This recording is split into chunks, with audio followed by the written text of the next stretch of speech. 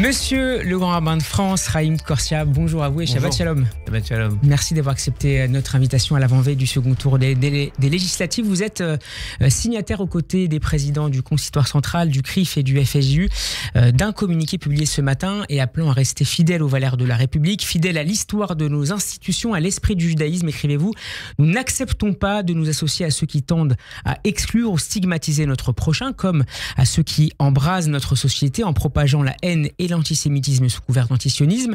Fin de citation. Concrètement, vous appelez à ne voter dimanche ni pour le RN ni pour LFI. Est-ce que c'est un choix qui a fait consensus au sein des institutions juives? En tout cas, pour les quatre que vous avez cités, oui. Avec le président du consistoire, Maître Eli Korsia, nous portons cette parole depuis le début, depuis même les élections européennes. Le président du CRIF, Yonatan Arfi, et le président du Fonds social, Ariel Goldman, sont sur cette ligne.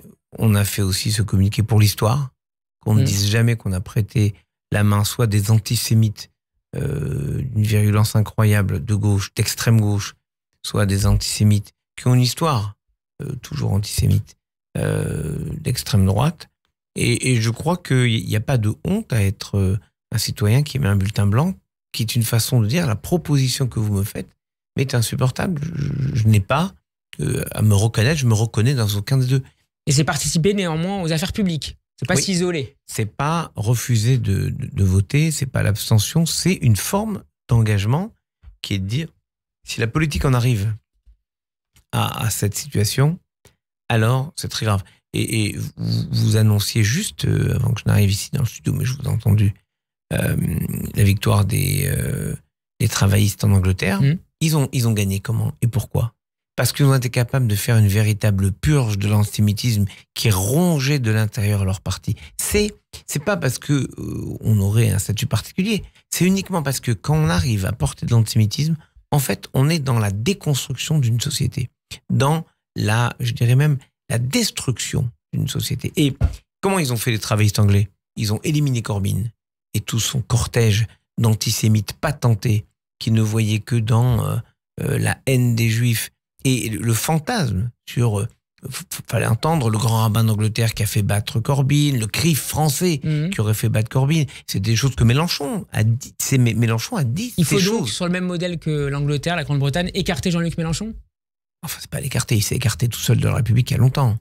Que quelqu'un qui est capable de dire. Leader de la France insoumise. Est-ce que vous mesurez? Je vous dis ça parce que nous allons célébrer en 2025, les 60 ans de Nostra Aetate.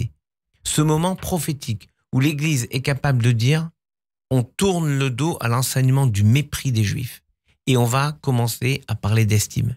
Pour que Jean-Luc Mélenchon dise enfin, on sait très bien que Jésus a été mis sur la croix et plutôt par ses compatriotes. Ça veut dire quoi? Ça veut dire que c'est quelqu'un qui est tellement pervers dans sa vision du judaïsme, tellement pervers, qu'il est capable de revenir 60 ans avant même ce que dit l'Église pour dire ce sont les Juifs qui ont tué Jésus. Il faut se rendre compte des dégâts que ça a fait dans l'histoire. Et ça a mis 2000 ans pour que l'Église revienne là-dessus. Et lui, en une phrase, il est capable de jouer sur les instincts les plus vils, les plus bas. Je vais vous dire, normalement, ce soir, on ne peut plus parler de politique. Venez, on avance un peu. Et on parle dès maintenant. Et on parle de la paracha de la semaine. Qu'est-ce qu'il y a dans la paracha? Korach. Formidable, Korach. Korach, c'est quoi? Une révolte de Korach, le cousin de Moïse, qui dit, il n'y a pas de raison que ce soit toi. Mais il veut quoi? Il veut pas faire mieux que Moïse, il veut faire juste être à la place de Moïse. C'est-à-dire, il veut pas s'occuper des problèmes que gère Moïse, qui sont compliqués à gérer. Il veut juste être à la place. Et donc là, on a... Mélenchon, c'est Korach, d'une certaine manière. Vous savez quoi? C'est lui faire trop d'honneur. Parce qu'au moins Korach... Il y a une paracha à son nom. Il y a une paracha à son nom, où venez Korach, l'Ométou, les enfants de Korach ne sont pas morts, ils ont pas suivi les comportements de leur père. J'espère que tout ce qu'engendre Mélenchon comme violence, comme haine, s'estompera dès cette défaite qu'il aura demain. Monsieur le rabbin, vous rappelez dans le texte la recrudescence des actes violents contre les Juifs décuplés. Malheureusement, la paracha, on y reviendra. On terminera avec un mot de Torah. Voilà. Décuplé encore depuis les attaques du 7 octobre en Israël. Israël défendu publiquement par le RN ces derniers mois. Le RN qui semble vouloir donner des gages à la communauté juive en dénonçant également l'antisémitisme, surtout quand il provient, précisons-le, des cercles d'extrême gauche et islamistes. C'est bien de le dire, parce que d'aucuns ne l'entendent pas. Et pardon, je fais quand même Mais c'est la un différence. agendarmerie de surface, vous n'y croyez pas? C'est pas que j'y crois pas. C'est le Front National a une histoire. En 2022, donc il est fondé en 1972, en 2022, le Rassemblement national célèbre les 50 ans du Front National. Ça montre qu'il y a une continuité. Mais quand vous faites une célébration, c'est pas pour dire après, mais non, c'est une vieille histoire. Regardez ce que fait le candidat dans la première circonscription du Haut-Rhin, candidat Front National, à qui, je sais pas, sur BFM Alsace, on lui demande, mais qu'est-ce que vous pensez des phrases de Jean-Marie Le Pen? C'est un détail de l'histoire. Il répond, mais non, c'est pas antisémite, il a juste un mauvais choix de mots. C'est évidemment pas antisémite. Ça pose problème. Ça pose problème parce que, dans la réalité, que les dirigeants du parti aient sciemment, depuis 2013, sciemment dit, il faut qu'on débloque le verrou du vote des Juifs. Et donc, il faut qu'on dise ce qu'il faut pour que les Juifs nous trouvent bien. C'est établi. Qu'ils aient dit les mots que tout le monde rêvait d'entendre, de tout le monde en réalité, dès le 7 octobre, c'est un fait. Mais il faut voir aussi la suite de l'histoire, c'est-à-dire l'historicité des choses et la suite. La suite, c'est que les pulsions mauvaises portées par les électeurs du Front National donnent une haine, un racisme dont on n'a jamais rien de bon à tirer. C'est-à-dire que c'est une erreur gravissime de certains. Gravissime de certains, de considérer que si des gens ont une haine pour les uns ou pour les autres, ça sera bon pour nous. Toute haine, un jour, est mauvaise pour tous, pour l'ensemble. C'est la preuve par nous. Nous, on sait que dès qu'il y a une haine contre le judaïsme, à la fin, cette société qui porte cela est définitivement mauvaise et définitivement dangereuse pour tout le monde. Donc, il ne faut pas pourquoi on ne s'appliquerait pas cette même règle. Une erreur de certains, dites-vous, monsieur le grand rabbin de France. Une dizaine de responsables communautaires d'Île-de-France ont rencontré Marine Le Pen ces derniers jours, en début de semaine, précisément pour un échange, notamment sur l'avenir de l'abattage rituel ou sur le port de la kippa dans l'espace public. Vous dénoncez cette entrevue à laquelle le consistoire et le CRIF ne sont d'ailleurs pas associés. C'est une faute? Non, pardon. Je ne sais pas de qui vous parlez. Parce que moi, j'aime... Quand on veut savoir les choses, on veut savoir comment ça a été fait, par qui ça a été fait, dans quel cadre, avec quel titre de représentation. Et puis, pardon, j'ai pas une âme de bourgeois de Calais. Vous voyez, je vais pas me mettre la corde au cou et livrer les clés de quoi que ce soit, ni du consistoire, certainement pas, ni des institutions juives, certainement pas. Donc, comme j'ai pas une âme de bourgeois de Calais, j'envisageais même pas cette idée. Maintenant, est-ce que vous pensez que le consistoire, le CRIF, le Fonds social ou votre serviteur, nous sommes incapables de continuer à protéger, quoi qu'il y ait à protéger ce qu'est le judaïsme? Vous savez pourquoi? Mais sans parler avec l'extrême droite. C'est une règle. Mais intangible. Pour moi, c'est une règle intangible. Maintenant, si il advient que des gens sont en situation de gérer le bien commun, nous défendrons le bien commun, quel qu'il soit, parce que ce sont les lois de la République qui permettent de défendre le bien commun. C'est la laïcité qui nous permet de vivre avec l'abattage rituel, avec la circoncision, avec l'examen de Shabbat. C'était pathétique. Est-ce que vous ferez pour l'examen de Shabbat? On fera tout ce qu'il faut. Mais ça, on fera tout ce qu'il faut, je l'entends tout le temps. Après, dans la réalité, qui peut imposer à un président d'université de faire telle ou telle chose, de caler tel ou tel examen? C'est le travail au long cours, la confiance, et pas la décision arbitraire de l'un ou de l'autre. Donc en fait, je vous redis de manière très simple, je trouve que c'est assez pathétique parce que ça porte pas une sorte d'espérance. C'est déjà considéré que il faut parler, mais alors à ce moment-là, il faut parler avec les méchants pour être certain qu'on pourra leur parler. Parce que vous croyez qu'en parlant avec les méchants, ça les rend moins méchants? Non. Je pense. Donc ils sont toujours méchants, pour reprendre votre vocabulaire. En tout cas, ils portent ni les valeurs de respect de l'altérité que sont le judaïsme. Enfin, pardon, mais comment vous faites avec un parti qui dit avoir un rejet, qui professe, qui enseigne, qui programme un rejet des étrangers, alors que nous, on a dans la Torah, c'est-à-dire dans ce qui nous porte, nous construit, on a « tu aimeras l'étranger car tu as été étranger en terre d'Égypte ». Comment vous faites avec ça? Ou alors vous devenez schizophrène, ce qui est peut-être la situation de vos amis qui sont allés le voir. Ce ne sont pas mes amis forcément. Non, je veux dire, moi je me dis quand même, il y a des gens qui ont cette responsabilité, mais on n'est pas dupe du fait que depuis longtemps, il y avait des ballons d'essai. C'est interdit religieusement de voter pour les extrêmes? Ça pose un problème? Pardon. Je dis, je ne jette ni anathème.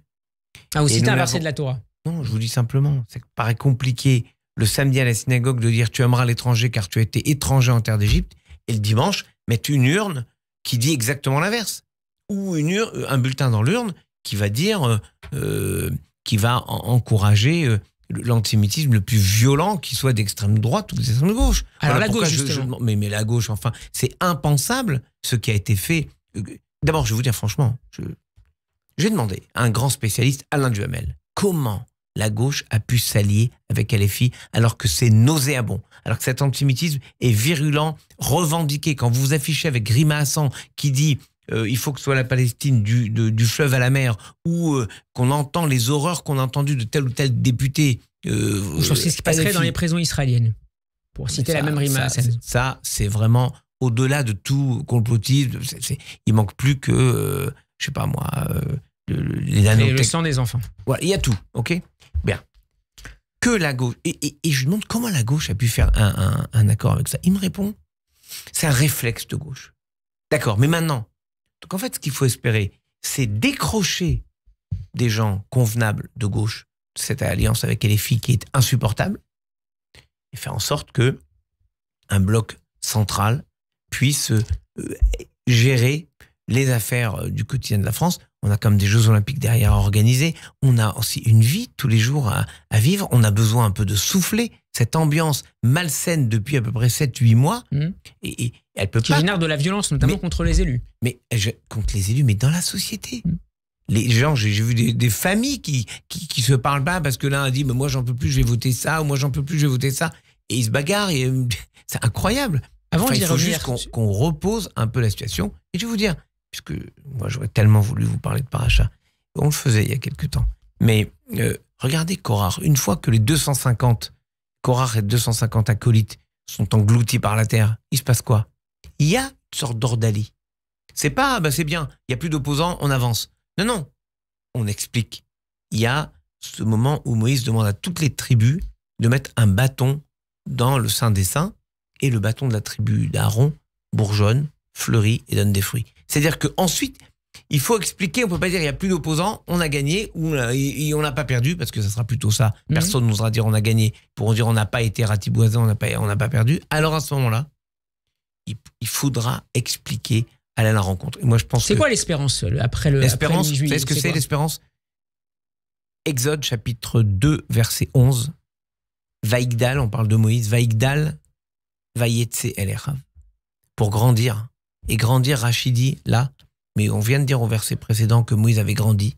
Non, il a grandi physiquement, de bébé, il est devenu un jeune homme, mais là, il a grandi en dignité, dit Rachid. Pour grandir en dignité, Vaïetse El Echav, il faut être capable de sortir vers ses frères, voir la réalité de ce que vivent les Français au quotidien, et pas considérer que ces souffrances sont celles de la France périphérique, qu'on ne regarde pas. En fait, on les voit que quand ils hurlent leur colère, leur envie de participer à ce qui se passe dans la France, que ce soit dans les carrefours, ou les ronds-points des Gilets jaunes, ou les manifestations des uns des autres. Et franchement, je trouve qu'il y a trop de violence dans le pays, donc il faut impérativement qu'on retrouve cette capacité à Vaïetse El Echav, d'aller vers la réalité de ce que vivent les citoyens et les citoyennes. Sinon, aucune élection ne pourra empêcher cette marche inexorable des Français qui diront on ne s'occupe pas de nous. En fait, choisissons des gens qui vont détruire la République. Vous savez ce que ça me fait penser là immédiatement, en vous parlant, à l'action de Samson.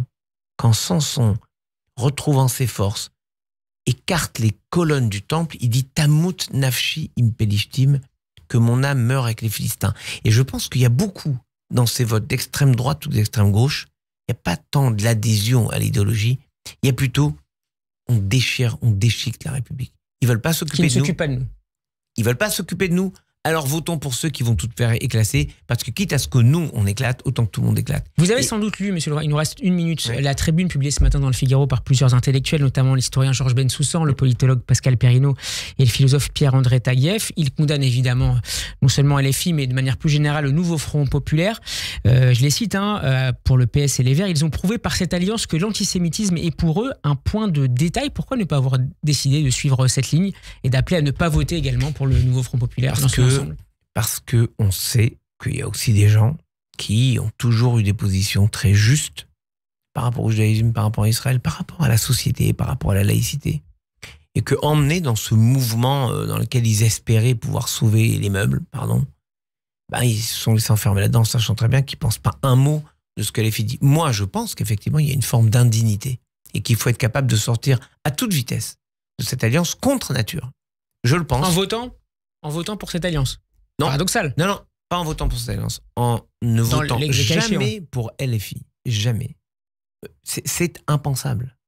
On peut vouloir tout ce qu'on veut, mais c'est impensable. On ne peut pas voter pour des gens qui portent la haine. Mais on peut voter pour des gens, pour des partis qui sont associés à LFI. Je n'ai pas dit que c'était agréable et que c'était, mais c'est pas aussi insupportable et aussi infaisable que voter pour quelqu'un qui est LFI, ce qui pour moi est inconcevable. En revanche, voter pour des gens qui vont ensuite défendre une idée de ce qu'est la République où les Juifs ont absolument toute leur place, ça peut s'entendre. Mais je comprends de cette tribune, par exemple, la réaction de Serge Klarsfeld, par exemple. Et je comprends à quel point le caractère horrible de tout ce qui est porté par LFI. Vous auriez dit que le RN est un parti pro-juif, comme l'a dit Serge Klarsfeld ? Non, je peux pas dire ça, d'abord parce que c'est faux, pas parce que les dirigeants disent quelque chose, que les électeurs du Front National, regardez les études, hein. Moi je reprends les études sur les positions antisémites dans les différentes strates de la société, vous voyez bien qu'il y a une surreprésentation des réflexes antisémites parmi les électeurs du Front National. Il nous reste 10 secondes. France-Portugal, je sais que vous aimez le foot. Pronostic ?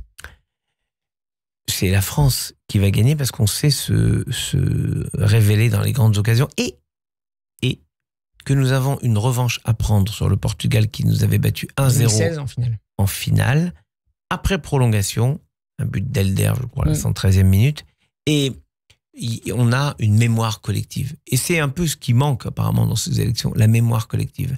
Je crois que vous avez battu aussi en 84 lors de l'Euro.